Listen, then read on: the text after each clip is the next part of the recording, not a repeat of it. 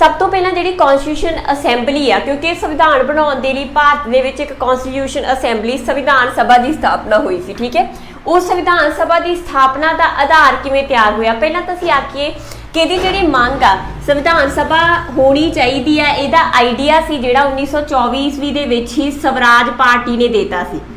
ठीक है जी, 1924 ईस्वी दे विच ही स्वराज पार्टी ने यह कहा सीगा कि भारत दे विच जिहड़ी आपदा संविधान होना चाहिए ते आपदी ही संविधान सभा होनी चाहिए है। तो उस तो बाद 1934 ईस्वी दे विच भी एम.एन. रॉय ने सेम आइडिया दिता कि जिहड़ा संविधान सभा हैगी वो भारत दे विच अपनी सैटअप होवे ते ओही भारत दे विच की तैयार करे भारत दा संविधान। इस करके आख्या जाता कि जिहड़ा भारतीय संविधान असल दे विच, ठीक है, संसार का सब तो वड्डा लिखती संविधान, ठीक है, सब तो वड्डा लिखती संविधान आ जिहड़ा कि संसार का सब तो वड्डा लिखती संविधान जिन्होंने असीं आख सकते हैं, उन्होंने तैयार किने कीता हैगा इत्थों दे ही लोकां ने। ठीक है, क्योंकि जिहड़ा जिहड़ी संविधान सभा इत्थे सैटअप की गई सी उस दे विच इत्थों दे जो लोग सीगे उन्हां दे मतलब एक पार्टिसिपेशन एक ग्रुप के द्वारा ही की गई सी। जे असीं आखीए तां जिहड़ी संविधान सभा सी, क्योंकि उस टाइम ते अंग्रेज़ों का रूल सी 1947 तक तो पहला ना अंग्रेज़ों का रूल सीगा, तां जिहड़ी अंग्रेज़ों के अंडर ही क्योंकि मंग कर रहे सीगे भारतीय लोक संविधान सभा की, तो इस करके एक कैबिनेट मिशन की स्थापना हुई। एक कैबिनेट मिशन आया, इस तो पहला क्रिप्स मिशन भी आया सी। क्रिप्स मिशन ने जो विचार दिते वो स्वीकार नहीं किए गए, तो उस तो बाद दोबारा जिहड़ा कैबिनेट मिशन 1946 ईस्वी दे विच भेजिया गया, जिहदे विच Stafford, Cripps, Lord Pethick, Lawrence ते अलेक्जेंडर तीन जिहड़े व्यक्ति इहदे विच आए सी, जिन्हां ने जो संविधान सभा का जो स्वरूप दिता उस स्वरूप नूं अडॉप्ट किया गया भारत दे विच। तां संविधान सभा बनाउण दे विच कैबिनेट मिशन का रोल आ जिहड़ा वो काफ़ी इंपॉर्टेंट आ। उस तो बाद जे असीं संविधान सभा क्योंकि बननी स्टार्ट हो गई, तो जो संविधान सभा की गल हुई ये आख्या गया कि ये टोटल 399 मैंबर होने चाहिए, 389 मैंबर होने चाहिए, जिहदे विचों 292 ब्रिटिश होण, 4 आ जिहड़े 4 चीफ कमिश्नर खेतरां दे विचों लए जाण ते 93 देसी रियासतां दे जिहड़े प्रतिनिधि आ वो इहदे 'च हिस्सा लैणगे। तां टोटल किन्ने हो गए 399। पर बाद दे विच शुरू दे विच तां 399 सी। ठीक है, बाद दे विच जदों 1947 ईस्वी दे विच पार्टीशन हुंदी आ तां जिहड़े मुस्लिम सीगे वो पाकिस्तान दे विच चले गए ते भारतीय आ जिहड़े इंडिया दे विच रह गए, है ना। तां उदों जिहड़ी गिनती आ किन्नी रह गई जदों आज़ादी मिलदी आ भारत नूं 299। ठीक है जी, तां पार्टीशन दे समय 299 गिनती रह गई इन्हां दी, उस तो पहला किन्नी सी 399। उस तो बाद 9 क्योंकि इस ड्यूरिंग ही आ जिहड़ी 1946 ईस्वी दे विच संविधान सभा की की हो जाती है स्थापना। ठीक है, 1946 दे विच की हो जाता संविधान सभा की स्थापना कर दी जाती है। उस तो बाद 9 दसंबर नूं पहली मीटिंग संविधान सभा की पहली फर्स्ट मीटिंग हुंदी है, जिन्होंने एड्रैस कौन करते हैं जे.बी. कृपालनी। ठीक है, जे.पी. कृपालनी ने जिहड़े जे.बी. कृपालनी इस पहली जो है मीटिंग उन्होंने एड्रैस करते हैं। तो इसे टाइम पर जिहड़े अस्थाई प्रधान टैंपरेरी प्रेजिडेंट चुने जाते हैं वो कौन ने, सच्चिदानंद सिन्हा। ये सारे क्वेश्चन पता नहीं किन्नी बार कॉम्पीटेटिव जिन्ने मैं करा रही हैं सिर्फ क्वेश्चन ने पता नहीं किन्नी बार कॉम्पीटेटिव एग्जाम्स के पूछे जा चुके हैं। ठीक है, तो अस्थाई प्रेजिडेंट कौन सी, सच्चिदानंद सिन्हा। ये बहुत बार क्वेश्चन पूछा गया, पहले अस्थाई प्रेजिडेंट जे लिखा हुण अस्थाई टैंपरेरी, ठीक है, तो कौन है, सच्चिदानंद सिन्हा जी। वैसे पूछन पहले प्रेजिडेंट कौन सी, तां भी सच्चिदानंद सिन्हा। पर जे पूछने पहले स्थाई कौन सी, वो मैं अगे जाके करवाऊंगी। पहले स्थाई कौन बने सी, साडे डॉक्टर राजेंद्र प्रसाद। ठीक है, तो पर अस्थाई हुंदा जिहड़े बहुत थोड़े समय दे लई। ठीक है, एक चीज़ होर ध्यान दे विच रखियो कि जिहड़ी 9 दसंबर 1946 नूं पहली मीटिंग हुई सी संविधान सभा की, उहदा मुस्लिम लीग ने बाईकाट करता सी, क्योंकि इस दौरान मुस्लिम लीग आपदी अलग संविधान सभा की मंग कर रही सी। उस तो बाद दूजी मीटिंग हुंदी है 11 दसंबर 1946 दे विच। ठीक है, इत्थे जिहड़े परमानेंट स्थाई प्रधान कौन बनते हैं, doctor Rajendra Prasad. Most important question, इत्थे उलझना नहीं। पहले अस्थाई जिहड़े 2-3 दिनों वास्ते ही बने सी, कौन सी, सच्चिदानंद सिन्हा। उस तो बाद इलैक्शन करवाए जाते हैं तो किहनूं अपॉइंट किया जाता है, पहले प्रेजिडेंट डॉक्टर राजेंद्र प्रसाद नूं 11 दसंबर 1946 नूं। ठीक है जी, इस दौरान ही जिहड़े एच सी मुखर्जी ਤਾਂ S.C. ਮੁਖਰਜੀ ਨੂੰ ਕੀ ਚੁਣਿਆ ਜਾਂਦਾ ਹੈਗਾ ਸੰਵਿਧਾਨ ਸਭਾ ਦੇ ਵਾਈਸ ਚੇਅਰਮੈਨ, ਤੇ ਲੀਗਲ ਐਡਵਾਈਜ਼ਰ ਕੌਣ ਚੁਣੇ ਜਾਂਦੇ ਨੇ? B.N. ਰਾਓ। ठीक है, तो B.N. ਰਾਓ कौन ਸੀਗੇ? कॉन्स्टिट्यूशन ਦੇ ਲੀਗਲ ਐਡਵਾਈਜ਼ਰ ਜਾਨੀ कि कानूनी सलाहकार। ये सारिया चीज़ां बड़ियां ही इंपॉर्टेंट ने, ठीक है जी। तो कानूनी सलाहकार कौन बने? B.N. ਰਾਓ। उस तो बाद 13 ਦਸੰਬਰ 1946 ਨੂੰ ਕੀ ਹੁੰਦਾ? Objective resolution. ये भी बड़ा इंपॉर्टेंट आ। किन्ना ने पेश किया सी ऑब्जेक्टिव रेजोल्यूशन ਨੂੰ? जवाहर लाल नेहरू जी ने। जवाहर लाल नेहरू भारत के पहले PM है ना, जिहड़े प्रेजिडेंट सी कौन सी भारत के पहले? राजेंद्र प्रसाद। डॉक्टर जिहड़े पंडित जवाहर लाल नेहरू जी सी उन्होंने 13 दसंबर 1946 ਨੂੰ ऑब्जेक्टिव रेजोल्यूशन आ जिहड़ा संविधान सभा दे विच पेश किया। ये असल दे विच की आ? प्रस्तावना, जिन्हों असीं अगे जाके प्रस्तावना के तौर पर अडॉप्ट किया। जिहड़ी अज संविधान की प्रस्तावना हैगी आ असल दे विच आह सी, ठीक है, ऑब्जेक्टिव रेजोल्यूशन। प्रस्तावना किवें दा कॉन्स्टिट्यूशन होना चाहिए, एक आउटलाइन आ जिहड़ी जवाहर लाल नेहरू जी ने 13 दसंबर 1946 ਨੂੰ पेश की। ते इहनूं आ जिहड़ा प्रस्तावना के तौर पर 22 जनवरी 19 ਨੂੰ की कर लिया गया अडॉप्ट। इस जिहड़े जो resolution objective resolution Jawahar Lal Nehru ने पाया सी, पेश किया सी, उहनूं कदों अडॉप्ट कर लिया गया, स्वीकार कर लिया गया? 22 जनवरी 1940। बाद च 22 जुलाई 1947 ਨੂੰ साडा जो राष्ट्रीय झंडा, राष्ट्रीय झंडा, ठीक है, नैशनल राष्ट्रीय ध्वज, नैशनल फ्लैग, भारत का जिहड़ा नैशनल फ्लैग है 22 जुलाई 1947 ਨੂੰ कॉन्स्टिट्यूशन असैंबली ने अडॉप्ट किया। 15 अगस्त 1947 ਨੂੰ साडा देश आज़ाद हो गया, ठीक है, देश आज़ाद हो गया। तो जिहड़े साडे 399 मैंबर सी संविधान सभा के किन्ने रह गए? 299। दो हिस्सों के विच भारत की डिवाइडेशन हो गई, ठीक है। कुछ हिस्सा सी जिहड़ा किधर चला गया? पाकिस्तान दे विच, ते कुछ हिस्सा किहदे च रख दिता गया? भारत दे विच। उस तो बाद 29 अगस्त 1947 ਨੂੰ मोस्ट इंपॉर्टेंट चीज़, ड्राफ्टिंग कमेटी, खरड़ा समिति जिन्होंने आखदे आ पंजाबी दे विच खरड़ा समिति स्थापित की गई। की पर कौन सी ये हैड कौन सी? Most important question, doctor Ambedkar, doctor B.N. Ambedkar, ठीक है जी। भीमराव अंबेडकर, डॉक्टर भीमराव अंबेडकर सी जिहड़े ड्राफ्टिंग कमेटी के प्रधान बने। तो इन्हां दे नाल ही जिहड़े 6 होर मैंबर भी इस कमेटी दे विच शामिल सीगे, मतलब टोटल 7 हो गए।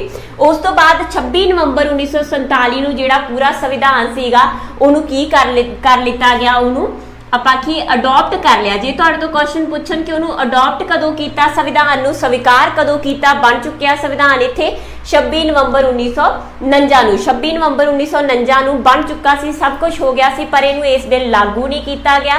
क्यों नहीं किया गया? क्यों लागू किया गया? 26 जनवरी 1950 ਨੂੰ इनू लागू किया गया। रीजन की सीगा वो इत्थे आके दसूंगी, ठीक है। तो बस 26 नवंबर जे क्वेश्चन पूछने, इत्थे बहुत बच्चे कन्फ्यूज हो जाते हैं। जे क्वेश्चन पूछा जाए कि भारतीय संविधान कदों अडॉप्ट किया गया, तो तुहाडा आंसर होगा 26 नवंबर 1949। मोस्ट इंपॉर्टेंट डेट, ठीक है, 26 नवंबर 1949। पर जे कहण कदों लागू होया, तो लागू होया साडा 26 जनवरी 1950, ठीक है। उस तो बाद 24 जनवरी 1950 ਨੂੰ जिहड़ी लास्ट मीटिंग हुंदी आ, आखिरी मीटिंग कदों हुंदी आ? लास्ट मीटिंग 24 जनवरी 1950 ਨੂੰ। ते इसे दिन ही जिहड़ा साडा नैशनल सॉन्ग आ, मतलब वंदे मातरम, ठीक है, नैशनल सॉन्ग वंदे मातरम ते नैशनल एंथम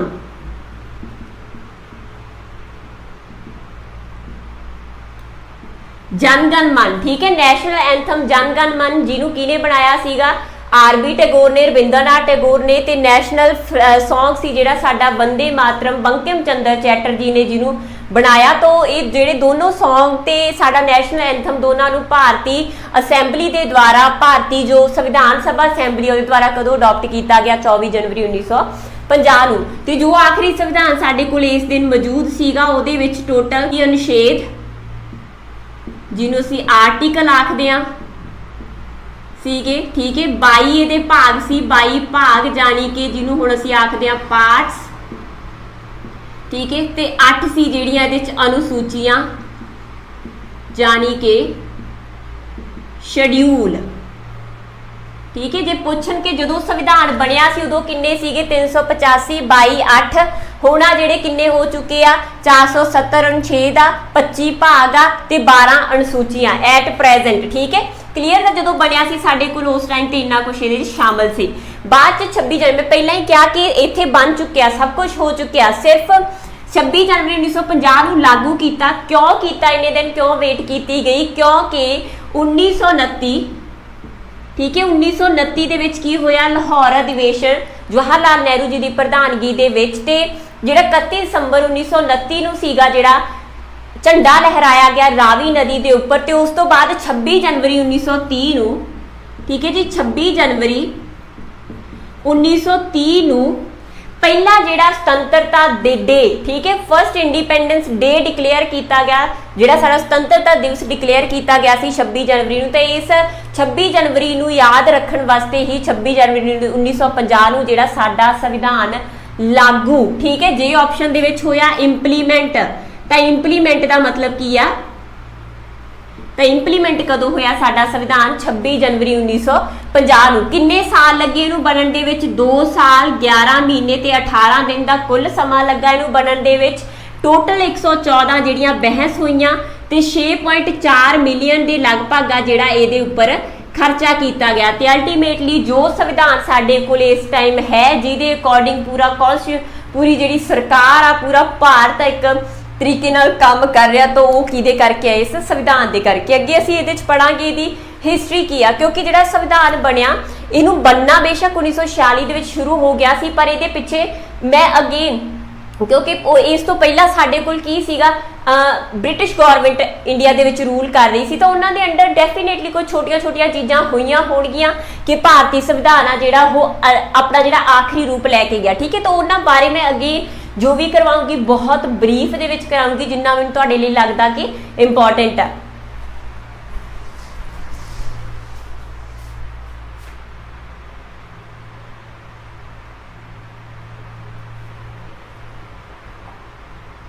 ਸੰਵਿਧਾਨ ਸਭਾ ਦੇ ਲਈ ਬਹੁਤ ਸਾਰੀਆਂ ਕਮੇਟੀਆਂ ਵੀ ਡਿਊਰਿੰਗ ਬਣੀਆਂ ਸੀ ਜਿਹਦੇ ਵਿੱਚ ਆਪਣੇ ਕੋਲ ਪਹਿਲੀ ਹੈ ਸਟੀਅਰਿੰਗ ਕਮੇਟੀ। ਸਟੀਅਰਿੰਗ ਕਮੇਟੀ ਦੇ ਜਿਹੜੇ ਚੇਅਰਮੈਨ ਸੀ ਉਹ ਸੀਗੇ KM ਮੁੰਸ਼ੀ। ਠੀਕ ਹੈ ਜੀ KM ਮੁੰਸ਼ੀ ਕੌਣ ਸੀ ਸਾਡੇ ਕੋਲ ਸਟੀਅਰਿੰਗ ਕਮੇਟੀ ਦੇ ਚੇਅਰਮੈਨ। ਉਸ ਤੋਂ ਬਾਅਦ ਆਪਣੇ ਕੋਲ ਡਰਾਫਟਿੰਗ ਕਮੇਟੀ, ਉਸ ਤੋਂ ਬਾਅਦ ਆਪਣੇ ਕੋਲ rule of procedure committee. Rule of procedure committee ਦੇ ਪ੍ਰਧਾਨ ਚੇਅਰਮੈਨ ਆਪਣੇ ਕੋਲ ਕੌਣ ਸੀਗੇ? ਸੰਵਿਧਾਨ ਸਭਾ ਦੇ ਲਈ ਕਾਫੀ ਸਾਰੀਆਂ ਕਮੇਟੀਆਂ ਵੀ ਬਣਾਈਆਂ ਗਈਆਂ ਸੀ ਜਿਹਦੇ ਵਿੱਚ ਆਪਣੇ ਕੋਲ ਸਭ ਤੋਂ ਪਹਿਲਾਂ ਹੈਗੀ ਆ ਸਟੀਅਰਿੰਗ ਕਮੇਟੀ। ਸਟੀਅਰਿੰਗ ਕਮੇਟੀ ਦੇ ਚੇਅਰਮੈਨ ਕੌਣ ਸੀਗੇ? KM ਮੁੰਸ਼ੀ। KM ਮੁੰਸ਼ੀ ਦੇ ਪ੍ਰਧਾਨ ਸੀ। Doctor rule of procedure committee, rule of procedure committee ਦੇ ਸੀਗੇ doctor Rajendra Prasad. Drafting committee ਜਿਹਨੂੰ ਖਰੜਾ ਕਮੇਟੀ ਆਖਦੇ ਇਹਨਾਂ ਦੇ ਕੌਣ ਸੀ? ਡਾਕਟਰ ਅੰਬੇਦਕਰ ਜਿਹੜੇ ਕਿ ਸਾਡੇ ਪਹਿਲੇ ਲਾਅ ਮਿਨਿਸਟਰ ਵੀ ਰਹੇ। UN power committee and committee on union constitution, ਕੇਂਦਰ ਦਾ ਜੋ ਸੰਵਿਧਾਨ ਆ ਉਹਦੇ ਨਾਲ ਰਿਲੇਟਡ ਤੇ ਜੋ ਕੇਂਦਰ ਦੇ ਕੋਲ ਸ਼ਕਤੀਆਂ ਨੇ ਉਹਦੇ ਨਾਲ ਰਿਲੇਟਡ ਦੀ ਕਮੇਟੀ ਜੋ ਸਥਾਪਿਤ ਕੀਤੀ ਗਈ ਉਹਦੇ ਪ੍ਰਧਾਨ ਕੌਣ ਸੀਗੇ? ਡਾਕਟਰ ਪੰਡਿਤ ਜਵਾਹਰ ਲਾਲ ਨਹਿਰੂ।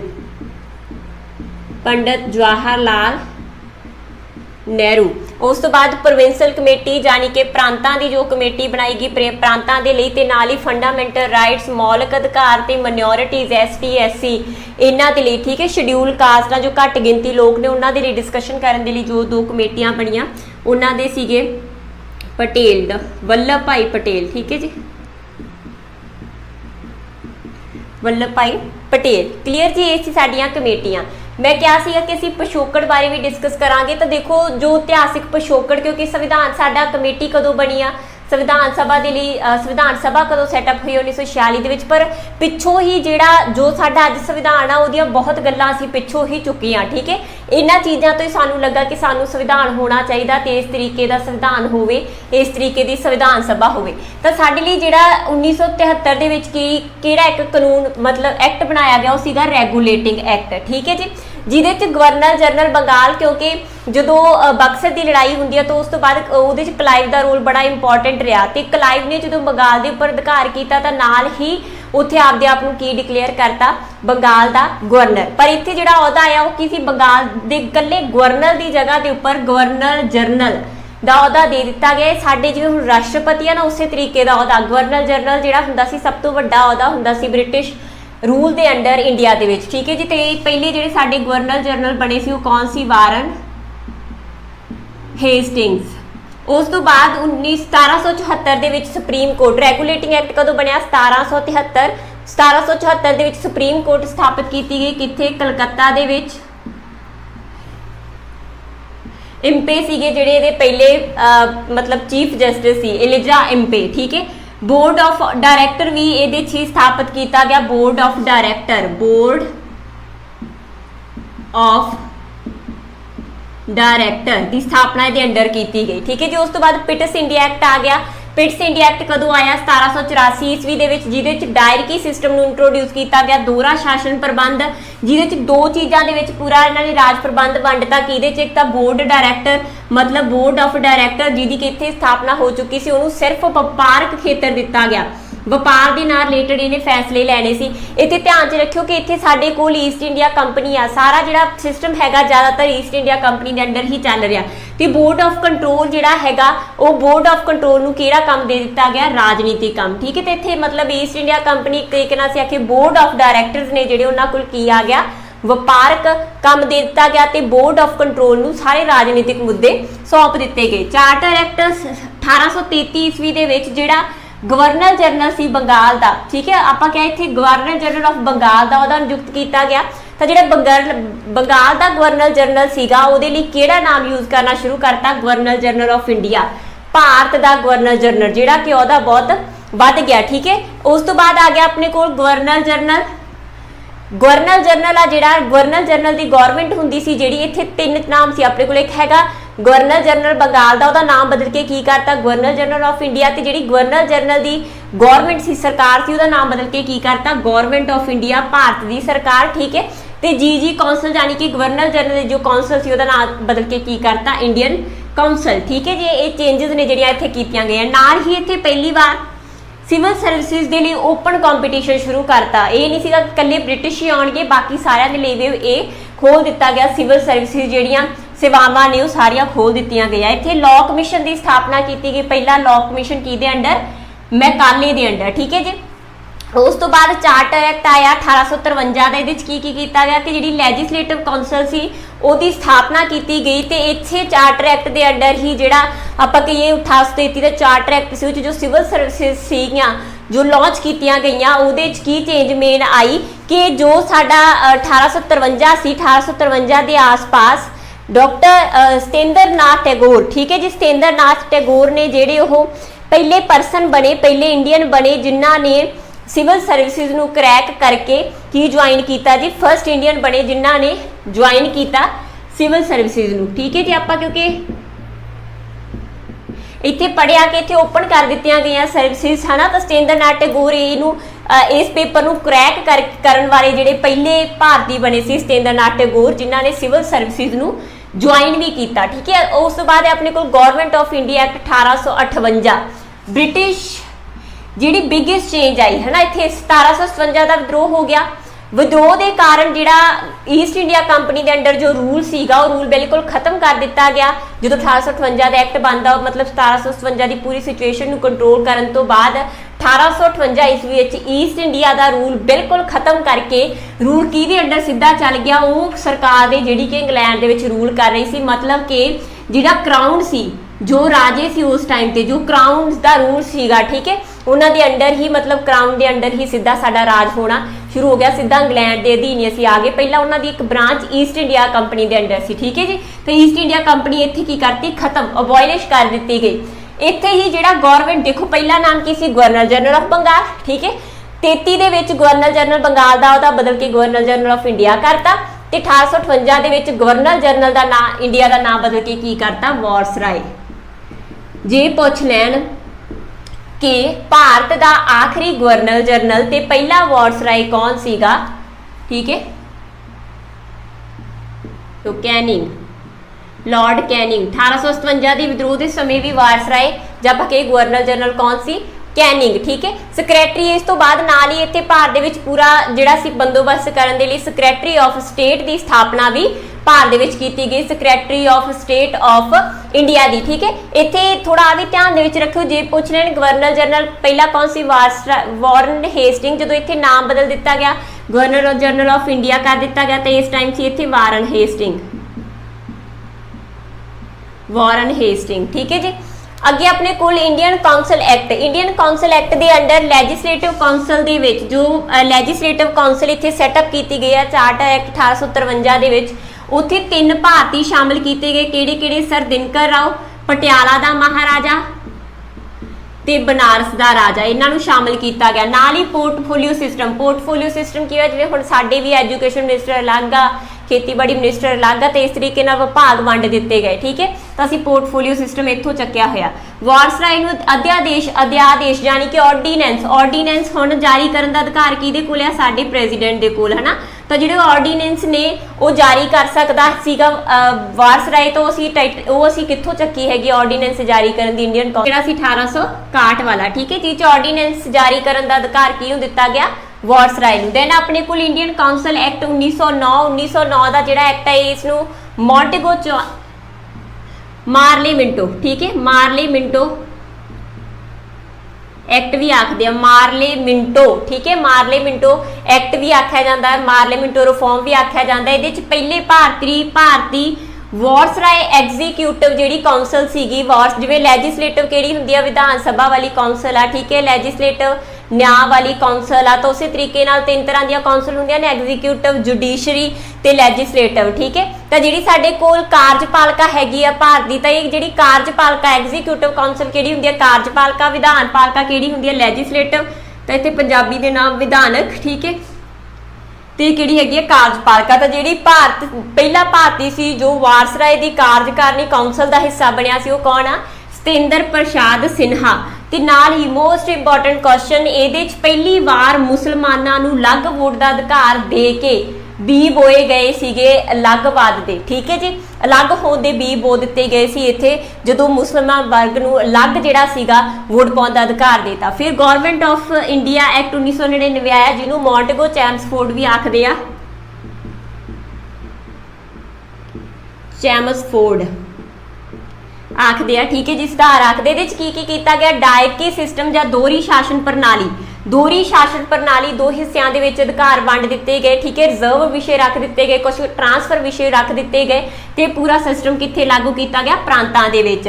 ਤੇ ਬਾਈ ਕੈਮਰਲਿਜ਼ਮ, 2 ਸਦਨੀ ਜਿਹੜਾ ਪ੍ਰਬੰਧ ਸੀ, ਜਿਵੇਂ ਹੁਣ ਵੀ ਸਾਡੇ ਹੈ ਪਾਰਲੀਮੈਂਟ ਦੇ 2 ਸਦਨ, ਤਾਂ ਉਸ ਤਰੀਕੇ ਦਾ ਸਿਸਟਮ ਕਿੱਥੇ ਇੰਟਰੋਡਿਊਸ ਕੀਤਾ ਗਿਆ, ਕੇਂਦਰ ਦੇ ਵਿੱਚ, ਇਸ ਐਕਟ ਦੇ ਰਾਹੀਂ। ਤੇ ਨਾਲ ਹੀ ਜੋ ਸਿਰਫ ਇੱਥੇ 1909 ਦੇ ਐਕਟ ਵਿੱਚ ਸਿਰਫ ਮੁਸਲਮਾਨਾਂ ਨੂੰ ਅਲੱਗ ਵੋਟ ਦਾ ਅਧਿਕਾਰ ਦਿੱਤਾ ਸੀ, ਇੱਥੇ ਪੂਰੇ ਸਿੱਖ, ਕ੍ਰਿਸਚੀਅਨ, ਐਂਗਲੋ ਸਾਰਿਆਂ ਨੂੰ ਅਲੱਗ-ਅਲੱਗ ਵੋਟ ਦਾ ਅਧਿਕਾਰ ਦੇ ਦਿੱਤਾ ਗਿਆ। ਉਸ ਤੋਂ ਬਾਅਦ ਗਵਰਨਮੈਂਟ ਆਫ ਇੰਡੀਆ ਐਕਟ 1935, ਇਸ ਐਕਟ ਦੇ ਵਿੱਚੋਂ ਅਸੀਂ ਬਹੁਤ ਕੁਝ ਚੱਕਿਆ ਹੈਗਾ।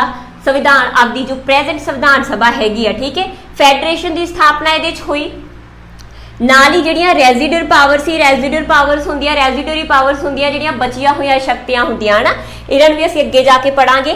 ਇਹ ਕਿਹਨੂੰ ਦੇ ਦਿੱਤੀਆਂ ਗਈਆਂ, ਵਾਇਸਰਾਏ ਨੂੰ। ਤੇ ਡਾਇਰਕੀ ਜਿਹੜੀ ਕਿ ਇੱਥੇ ਕਿੱਥੇ ਸੀਗੀ, ਪ੍ਰਾਂਤਾਂ ਦੇ ਵਿੱਚ, ਉਹਨੂੰ ਕਿੱਥੇ ਲਾਗੂ ਕਰ ਦਿੱਤਾ ਗਿਆ, ਕੇਂਦਰ ਦੇ ਵਿੱਚ। ਠੀਕ ਹੈ, ਉੱਥੇ ਜੋ ਪ੍ਰਾਂਤਾਂ ਦੇ ਵਿੱਚ ਲਾਗੂ ਸੀ, ਸਾਡੇ ਕੋਲ 1919 ਦੇ ਵਿੱਚ ਪ੍ਰਾਂਤਾਂ ਦੇ ਵਿੱਚ ਇੰਟਰੋਡਿਊਸ ਕੀਤੀ ਗਈ ਦੋਹਰੀ ਸ਼ਾਸਨ ਪ੍ਰਣਾਲੀ।